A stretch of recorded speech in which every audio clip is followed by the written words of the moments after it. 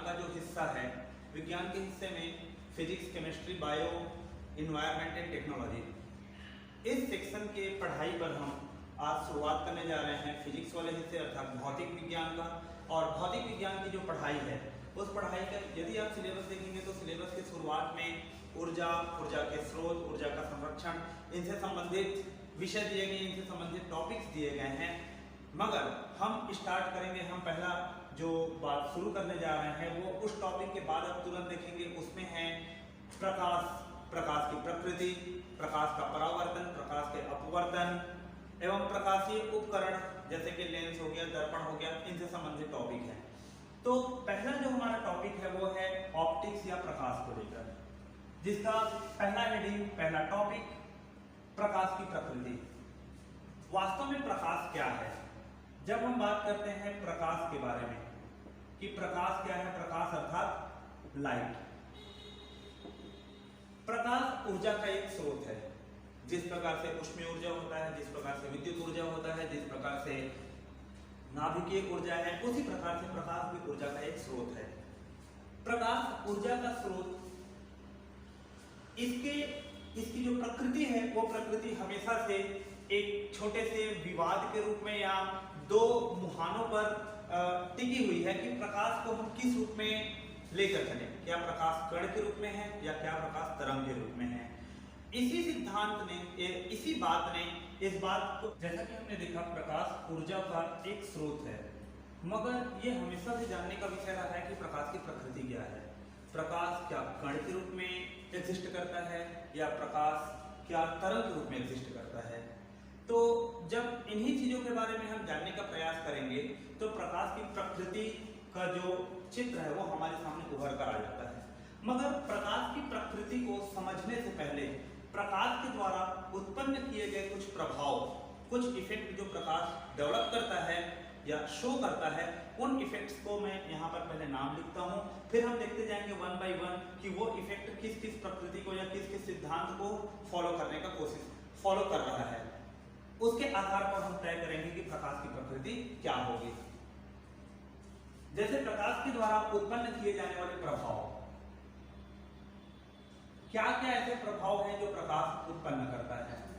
सबसे पहला जो प्रभाव उत्पन्न करता है प्रकाश, जिसे हम बचपन में हमेशा से पढ़ते आ रहे हैं, प्रकाश के द्वारा सीधी रेखा में गमन, सीधी रेखा में गमन। दूसरा जो होता है वो है प्रकाश का परावर्तन। तीसरा प्रभाव प्रकाश का अपवर्तन। चौथा प्रकाश का वर्ण विक्षेपण। पांचवा विवर्तन। नेक्स्ट व्यतिकरण।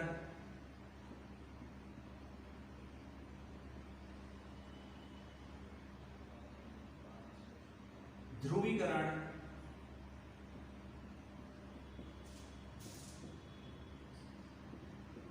प्रकाश विद्युत प्रभाव इत्यादि। ये कुछ ऐसे प्रभाव हैं जो कि प्रकाश के द्वारा ये प्रभाव देखे जाते हैं या उत्पन्न होते हैं। प्रकाश की सीधी रेखा में गमन अर्थात rectilinear propagation, rectilinear propagation of light. परावर्तन अर्थात रिफ्लेक्शन। अपवर्तन मीन्स रिफ्रैक्शन। विक्षेपण मीन्स डिस्पर्सन। विवर्तन अर्थात डिफ्रैक्शन।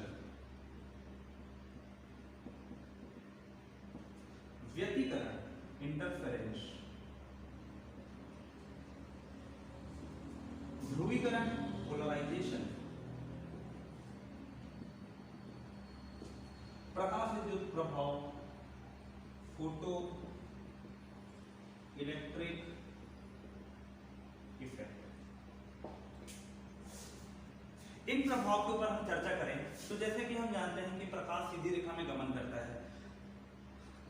कक्षा 7वीं से हम इस चीज को पढ़ते आ रहे हैं कि प्रकाश हमेशा और हमेशा सीधी रेखा में गमन करता है, जिसपे यह सिद्ध होता है कि यदि प्रकाश का कोई स्रोत है इस प्रकार से प्रकाश का स्रोत है, और यदि हमने इस जगह पर कोई कार्डबोर्ड रख दिया और इस कार्डबोर्ड पर यदि बीच में हमने होल किया, तो हम देखते हैं कि प्रकाश बिल्कुल इस कार्डबोर्ड के सीधे सीधे जो होल है, सीधा जो छिद्र है, उस छिद्र से ही पार होकर बाहर निकलता है।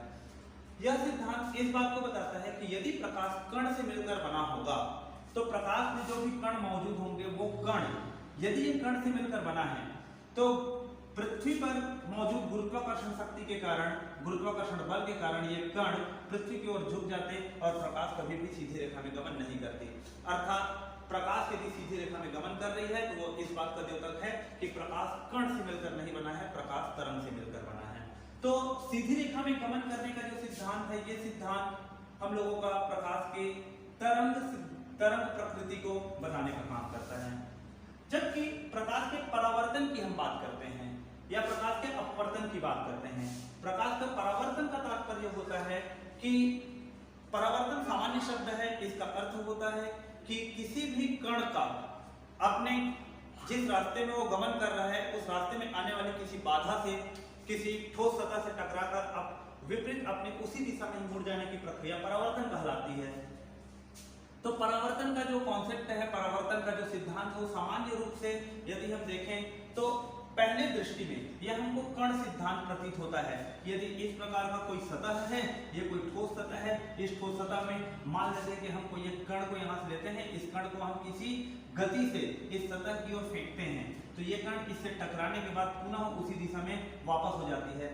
प्रकाश भी बिल्कुल परावर्तन के सिद्धांत को फॉलो करता है, इसलिए प्रकाश का परावर्तन पहली दृष्टि में हमें कण सिद्धांत की ओर लेकर जाता है और यह प्रतीत दिलाता है कि प्रकाश परावर्तन का सिद्धांत शो कर रहा है, इसके कारण ये कण प्रकृति का है। इसी प्रकार अपवर्तन का अर्थ होता है कि एक माध्यम से दूसरे माध्यम में, प्रकाश के द्वारा एक माध्यम से दूसरे माध्यम में गमन करने पर प्रकाश की दिशा में परिवर्तन होना। तो दिशा में परिवर्तन इसलिए होता है क्योंकि गति में परिवर्तन होता है, और सामान्य रूप में गति में परिवर्तन होने का भी जो सिद्धांत है वो सिद्धांत कण सिद्धांत के ऊपर आधारित है। तो इसलिए अपवर्तन का सिद्धांत भी पहली नजर में कण सिद्धांत को बताता है। इसी प्रकार से विक्षेपण है, विवर्तन, व्यतिकरण, ये तीन ऐसे सिद्धांत हैं जो इस बात को बताता है। विक्षेपण का अर्थ होता है प्रकाश का अपने एक सफेद रंग का 7 अलग अलग रंगों में टूट जाना, बिखर जाना। जिस प्रकार से प्रिज्म से यदि हम सफेद रंग की प्रकाश को या श्वेत किरण जब गुजरती है तो वो उसमें से गुजरने के उपरांत 7 रंग में, इंद्रधनुषी 7 कलर में विभाजित हो जाता है, ये हम लोगों का विक्षेपण कहलाता है। तो ये विक्षेपण कब होगा? जब एक प्रकाश की तरंग 7 अलग अलग तरंगों में विभाजित हो रही है। तो विक्षेपण का जो प्रभाव है, विक्षेपण का जो घटना है, ये घटना प्रकाश के तरंग सिद्धांत को निरूपित करता है। इसी प्रकार विवर्तन है। विवर्तन का अर्थ होता है प्रकाश का अपने मार्ग में आने वाले किसी चोटी, किसी किनारे, किसी नुकीले बिंदु से टकराकर दूसरी दिशा में मुड़ जाना, ये विवर्तन कहलाता है। व्यतिकरण का मतलब होता है 2 रंगों का मिलकर तीसरा रंग बनाना। प्रकाश के 2 तरंग, 2 अलग अलग रंगों के तरंग मिलकर जब तीसरा तरंग बनाते हैं, जब कोई तीसरा रंग बनाते हैं, तो यही हम लोगों का क्या कहलाता है? व्यतिकरण कहलाता है। इसका उदाहरण आप सामान्य रूप से ऐसे समझ सकते हैं कि जिस प्रकार से लाल रंग में यदि हमने हरा रंग मिलाया, या लाल रंग में जब हम काला रंग मिलाएंगे तो वो ब्राउन कलर बन जाएगा या भूरा रंग बन जाएगा। इसी प्रकार से हम ये देख सकते हैं कि हरा रंग में यदि आपने नीला रंग मिलाया तो ये कुछ हद तक काले रंग का रूप लेगा। तो ये व्यतिकरण का सिद्धांत है। व्यतिकरण में क्या होता है कि प्रकाश की 2 तरंगें मिलकर तीसरी तरंग बनती है। ध्रुवीकरण का अर्थ ये है कि प्रकाश को पूरे 360 डिग्री में एक साथ फैलने से रोकना, इसको किसी एक निश्चित दिशा में ही गमन करने के लिए बाध्य करना, यह ध्रुवीकरण कहलाता है। तो विक्षेपण, विवर्तन, व्यतिकरण और ध्रुवीकरण, ये चारों सिद्धांत ऐसे हैं जो कि प्रकाश के तरंग प्रकृति को निरूपित करते हैं। एवं प्रकाश प्रभाव जो एक प्रभाव है, इस प्रभाव जन्मदाता आइंस्टीन है, उन्होंने प्रकाश विद्युत प्रभाव को कण रूप में सिद्ध किया कि प्रकाश छोटे छोटे कण से मिलकर बना हुआ है, और वो कण जब किसी सतह पर, जब किसी धातु की सतह पर इस तरीके से प्रकाश जब पड़ता है तो इसके अंदर में मौजूद जो इलेक्ट्रॉन जो कि उसके परमाणु के साथ बंधे हुए हैं, उन इलेक्ट्रॉन को, उन बाह्य कोश में मौजूद इलेक्ट्रॉन को वो बाहर निकालकर उसके सतह तक लेकर आ जाता है। और यदि प्रकाश की ऊर्जा हम और ज्यादा देते हैं तो ये इलेक्ट्रॉन यहाँ से बाह्य वातावरण में गमन करना चालू करता है, यदि इसको उचित माध्यम मिल जाए तो प्रकाश विद्युत प्रभाव प्रकाश के कण सिद्धांत को निरूपित करता है। अर्थात अभी जितने भी प्रकाश के द्वारा निरूपित किए गए प्रभाव हैं, ये प्रभाव दो बातों को जन्म दिए कि कुछ प्रभाव हैं जो प्रकाश के कण सिद्धांत को निरूपित करते हैं, और कुछ प्रभाव हैं जो प्रकाश के तरंग सिद्धांत को निरूपित करते हैं। इन सभी सिद्धांत को कण या तरंग प्रकृति में बताने के लिए अलग अलग वैज्ञानिकों ने प्रयोग किए, जिनमें पहला प्रयोग हुआ 1676 में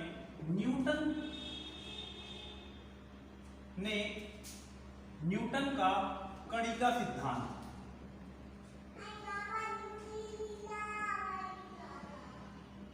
आया। 1678 में हाइजेंस का तरंग सिद्धांत आया।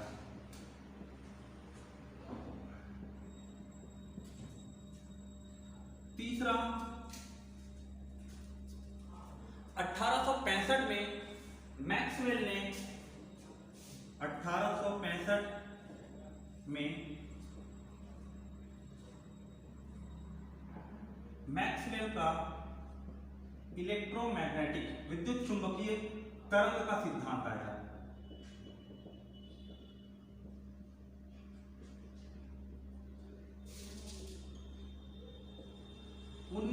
से 1920 के मध्य आइंस्टीन का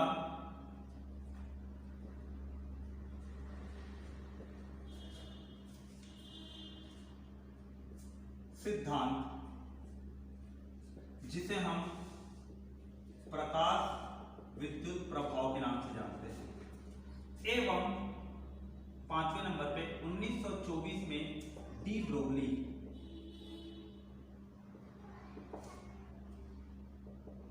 का सिद्धांत, जिसमें उन्होंने प्रकाश के डुअल नेचर अर्थात प्रकाश की द्वैत प्रकृति का सिद्धांत दिया। न्यूटन का कणिका सिद्धांत यह बताता है कि प्रकाश छोटे छोटे कण से मिलकर बने हुए हैं, और इस न्यूटन के कणिका सिद्धांत के आधार पर उन्होंने परावर्तन अपवर्तन जैसी घटना को सिद्ध करके दिखाया।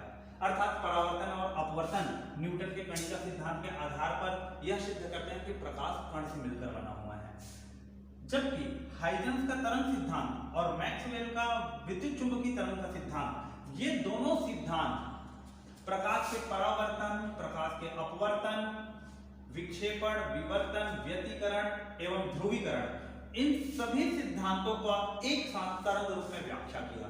अर्थात इस बात को बताता है कि परावर्तन, अपवर्तन, विक्षेपण, विवर्तन, व्यतिकरण और ध्रुवीकरण के आधार पर हम कह सकते हैं कि प्रकाश तरंग से मिलकर बना हुआ है, क्योंकि तरंग सिद्धांत के आधार पर इन सभी प्रभावों की व्याख्या की जा सकती थी। जबकि आइंस्टीन ने जो सिद्धांत दिया 1900 से 1920 में अर्थात 20वीं सदी के शुरुआत में, उन्होंने प्रकाश विद्युत प्रभाव दिया। प्रकाश विद्युत प्रभाव उपरोक्त बताए गए तरंग सिद्धांत के आधार पर सिद्ध नहीं किए जा सकते थे, ये केवल कण सिद्धांत के आधार पर सिद्ध किए जा सकते थे। अतः प्रकाश विद्युत प्रभाव प्रकाश के कण प्रकृति को या प्रकाश की कण प्रकृति की व्याख्या करने के लिए उपयुक्त था। अंत में डी ब्रोगली ने उपरोक्त दिए गए सभी सिद्धांतों के आधार पर यह बताया कि प्रकाश की प्रकृति प्रभाव के आधार पर तय की जाती है। प्रकाश जब प्रकाश विद्युत प्रभाव के रूप में हो तो वो कण सिद्धांत अर्थात कण प्रकृति के रूप में होती है, जबकि वहीं पर परावर्तन, अपवर्तन, विक्षेपण इनके रूप में हो या सीधी रेखा के गमन के रूप में हम लेते हैं तो वो तरंग सिद्धांत के आधार पर व्याख्या होती है, अर्थात प्रकाश का तरंग का सिद्धांत है। तो इन सभी डिस्कशन के आधार पर एक कॉमन सी बात यह निकलती है कि प्रकाश के द्वारा उत्पन्न किए गए प्रभाव में कुछ प्रभाव ऐसे हैं जैसे कि सीधी रेखा में गमन करना, विक्षेपण, विवर्तन, व्यतिकरण, ध्रुवीकरण, जो कि प्रकाश के तरंग सिद्धांत के आधार पर बताए जाते हैं, जबकि प्रकाश विद्युत प्रभाव प्रकाश के कण सिद्धांत के आधार पर बताए जाते हैं। एवं परावर्तन अपवर्तन की बात करें तो ये कण के साथ साथ तरंग दोनों सिद्धांत से इसकी व्याख्या की जा सकती है। अतः डी ब्रोगली ने इस बात के ऊपर जोर दिया और ये सिद्धांत, ये थ्योरम, ये प्रिंसिपल उसने प्रपोज किया कि प्रकाश की प्रकृति डुअल नेचर की होती है, अर्थात द्वैध प्रकृति की होती है। तो जब प्रकाश की प्रकृति की बात करते हैं तो प्रकाश की प्रकृति किस प्रकार की है? प्रकाश की प्रकृति है द्वैध प्रकृति, अर्थात डुअल नेचर। द्वैध प्रकृति का तात्पर्य है कि प्रकाश तरंग एवं कण दोनों प्रकृति के रूप में एग्जिस्ट करता है। तरंग एवं कण ये दोनों प्रकृति उसके प्रभाव के आधार पर डिसाइड होती है कि ये किस प्रकार की प्रकृति हम उसे ले रहे हैं। यदि वो विक्षेपण, विवर्तन, व्यतिकरण जैसे प्रभाव उत्पन्न करते हैं, अर्थात हम प्रकाश की तरंग प्रकृति को लेते हैं। यदि वो प्रकाश विद्युत प्रभाव है या परावर्तन या अपवर्तन है तो हम उसको कण प्रकृति के रूप में लेते हैं। प्रकाश के कण प्रकृति के रूप में जब हम बात करते हैं तो प्रकाश को छोटे छोटे प्रकाश की जो तरंग है वो तरंग ऊर्जा का एक रूप है और उस ऊर्जा को हम छोटे छोटे पैकेट के रूप में मानकर चलते हैं और हर एक छोटे छोटे प्रकाश का वो जो छोटे छोटे जो पैकेट है उन पैकेट को फोटॉन के नाम से जाना जाता है। अभी का जो टॉपिक है वह है प्रकाश का परावर्तन, reflection of light. Reflection of light का अर्थ क्या होता है? लाइट जब किसी भी प्रकाश के स्रोत से बाहर निकलती है और बाहर निकलने के पश्चात जिस भी रास्ते पर वो गमन कर रही है उस मार्ग में यदि किसी प्रकार की कोई रुकावट आती है, रुकावट जिस प्रकार का कोई ठोस सतह हो, उस ठोस सतह से टकराकर प्रकाश का अपनी उसी दिशा में ही वापस लौट जाने की क्रिया ही क्या कहलाती है? प्रकाश का परावर्तन कहलाती है। Reflection of light means bouncing back of light after striking some hard surface. तो जब कभी भी प्रकाश की किरण, जैसे कि ये इस प्रकार का कोई एक हम लोगों के पास ठोस सतह है, हमने ये ठोस सतह लिया, इस ठोस सतह पर यदि ये कोई प्रकाश का स्रोत है, इस प्रकाश के स्रोत से प्रकाश की किरणें इस प्रकार से बाहर निकली और बाहर निकलने के पश्चात ये टकराकर इस किसी बिंदु पर टकराया, टकराने के पश्चात वो वापस चला गया, तो ये वापस जाने की जो घटना होती है प्रकाश का किसी ठोस सतह से टकराकर उसी दिशा में वापस मुड़ने के, उसी दिशा में वापस लौटने की जो घटना होती है वो घटना ही प्रकाश का परावर्तन कहलाता है। प्रकाश के परावर्तन इस सिद्धांत को समझने के लिए हमें कुछ टर्मिनोलॉजीज या कुछ बिंदुओं को समझना आवश्यक है। वो बिंदु क्या क्या है?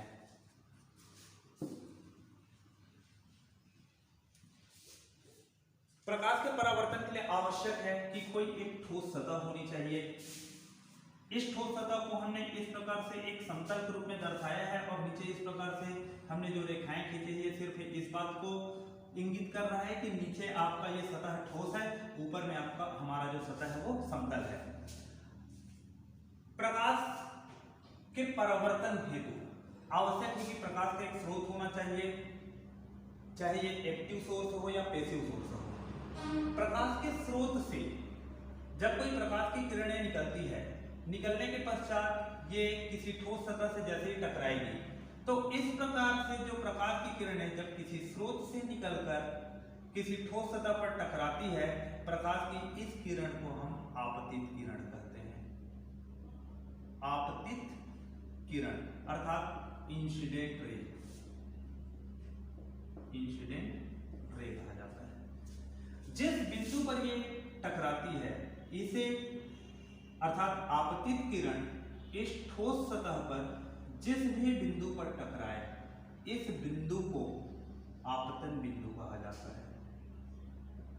आपतन बिंदु अर्थात पॉइंट ऑफ इंसिडेंट या पॉइंट ऑफ कांटेक्ट कहा जाता है।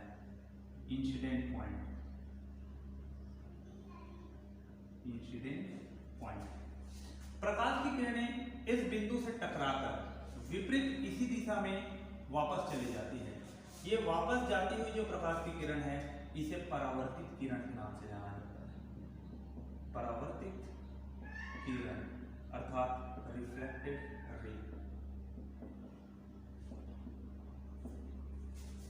हमने यहाँ अभी 3 टर्मिनोलॉजीज के बारे में यहाँ जिक्र किया है, 3 प्रकार की बातों के बारे में देखा है कि ये प्रकाश का कोई स्रोत है, प्रकाश के स्रोत से जो किरणें निकलती हैं ठोस सतह पर जो टकराती है उस किरण को आपतित किरण कहा जाता है। जिस बिंदु पर टकराती है वो बिंदु आपतन बिंदु कहलाता है और यहाँ से टकराने के पश्चात वो विपरीत दिशा में जब मुड़ कर जाती है उसे परावर्तित किरण कहा जाता है।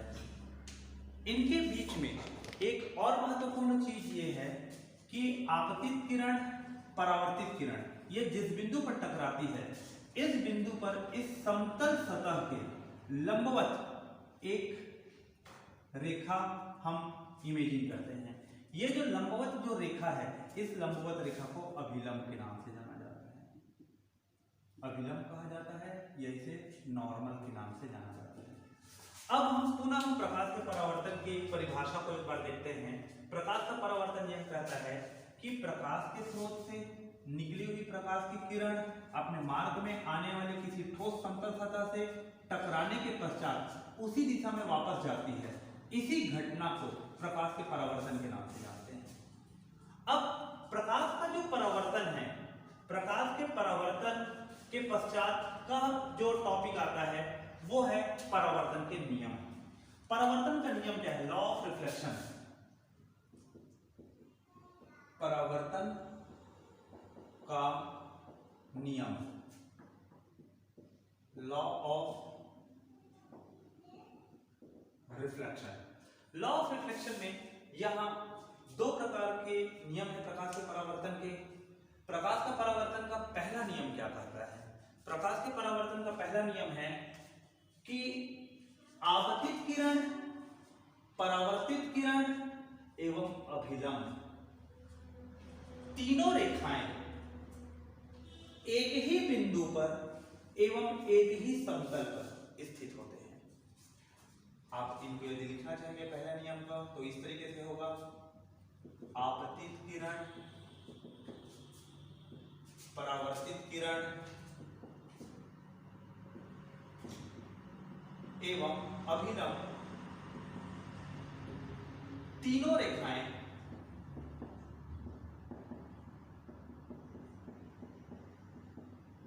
एक ही समतल एवं बिंदु पर स्थित होते हैं।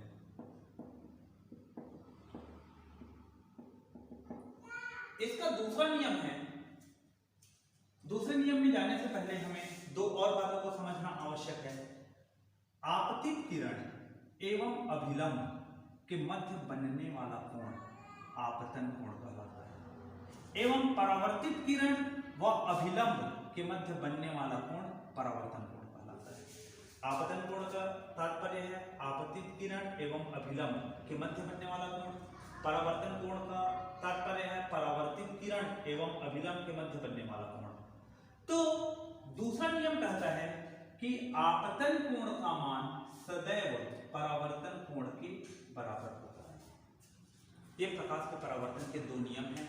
इसी परावर्तन के 2 नियम के आधार पर सभी प्रकार के परावर्तन के ऊपर आधारित प्रकाशीय यंत्र कार्य करते हैं, जैसे कि समतल दर्पण, गोलीय दर्पण, ये जितने भी दर्पण है या कुछ टेलीस्कोप में भी दर्पण का प्रयोग होता है तो उसमें परावर्तन का ये नियम लागू होता है। तो परावर्तन के नियम को पुनः हम देखें। पहला नियम कहता है आपतित किरण, परावर्तित किरण एवं अभिलंब ये तीनों रेखाएं एक ही बिंदु पर एक ही समतल पर स्थित होते हैं। और दूसरा नियम है आपतन कोण का मान सदैव परावर्तन कोण के मान से बराबर होता है। यह प्रकाश का परावर्तन और परावर्तन के नियम है। अगला जो टॉपिक है इसका वो है परावर्तन के प्रकार। परावर्तन के 2 प्रकार होते हैं जिसे हम अगले लेक्चर में डिस्कस करेंगे।